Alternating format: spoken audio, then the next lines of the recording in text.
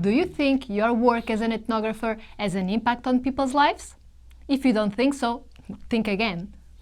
As ethnographers, you constantly work in different contexts and you play an important role in enabling resilience. You have the power to drive the direction of initiatives, provide strategy on products, and make decisions on services that support people and companies while they face changes. Let's face it, adversity is inevitable. No matter how trivial or serious your challenges might be, you must build that resilience. Now, that doesn't mean that resilient people or companies are immune to hardship. They are not. They can, however, emerge stronger from those changes. And ethnographers play an important role in that process because of their competence. But remember, with that great power comes great responsibility. Now, what is resilience? Resilience is the ability to handle changes and adversities successfully. And to do that, you need to take into account the entire picture and relationships in a given context. I recommend applying a systemic approach. Let me give you an example. I spent several years in Mozambique working to improve agriculture because it is the only source of income for the majority of the working population. They need to be resilient to deal with the effects of climate change. In the last few decades, Mozambique has been suffering from multiple disasters like severe drought, flooding, and cyclones.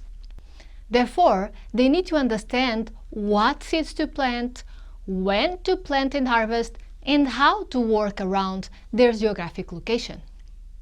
So, at IITA, we aimed at improving agricultural practices countrywide. In fact, farmers struggled to get information that would allow them to adjust to climate change. Initially, we thought that improving the communication specifically to farmers would be the solution. So, my main focus was enabling proper communication to reach that goal. The systemic approach allowed us to realize that the problem we wanted to solve was way more complex than anticipated. Our primary target audience for the communication solution were not smallholder farmers after all. We found out we needed to consider the agro-dealers and the field technicians because they provide inputs like seeds and fertilizers, and they provide in-person assistance to farmers, and they sell the produce. If we didn't create a communication solution to field technicians and agro-dealers, the chain wouldn't work properly. No one produces something in large quantities if there are no buyers. So, designing a solution to improve communication for these stakeholders would have a positive impact on the entire agricultural supply chain. Inputs, production, processing, distribution, and consumption. One of the proposals that emerged from this research was the creation of an online knowledge base that contains crucial information for all stages of the supply chain. This knowledge base allowed field technicians to learn how to properly train farmers to produce crops resistant to extreme weather conditions, and supported agro-dealers to make better business decisions such as properly pricing seeds. In addition to the knowledge base, we passed along snippets of information to farmers via SMS and radio.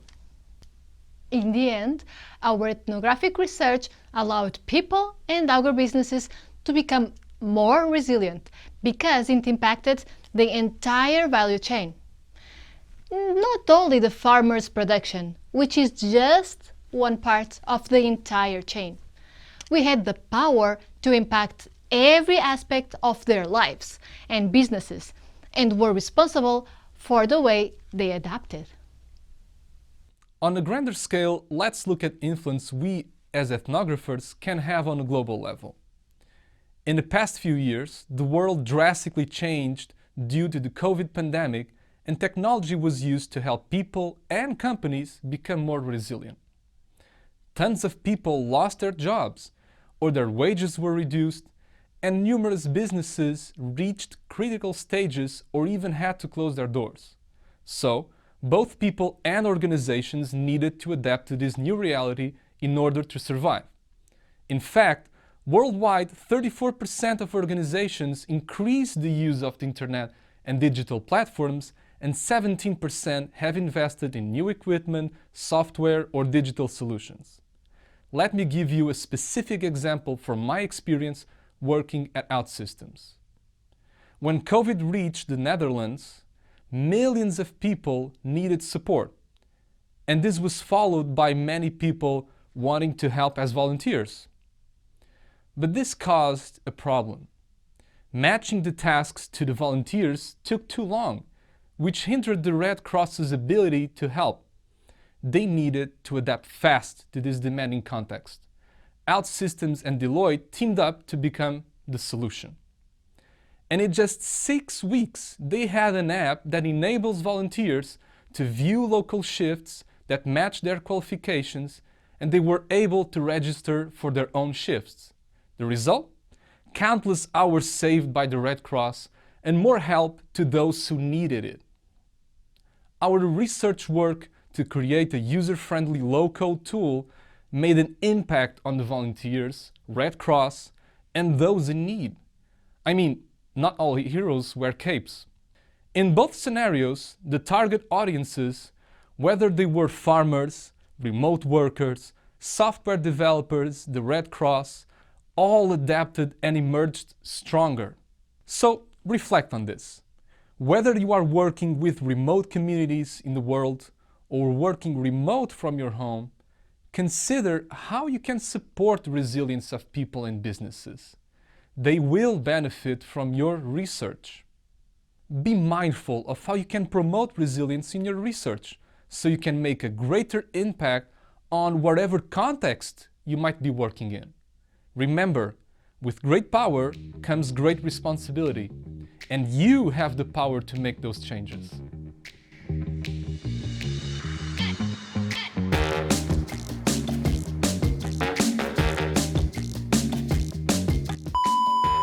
Ok. Aqui quando é os dois é mais difícil de fazer corte, senão eu estou assim, tu faz assim.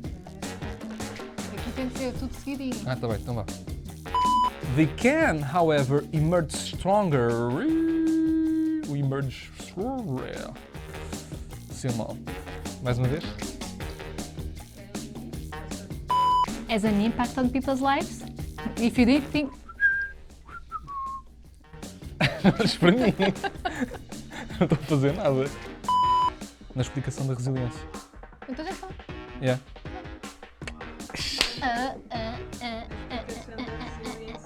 Não, é aquela que já gravámos. Sim.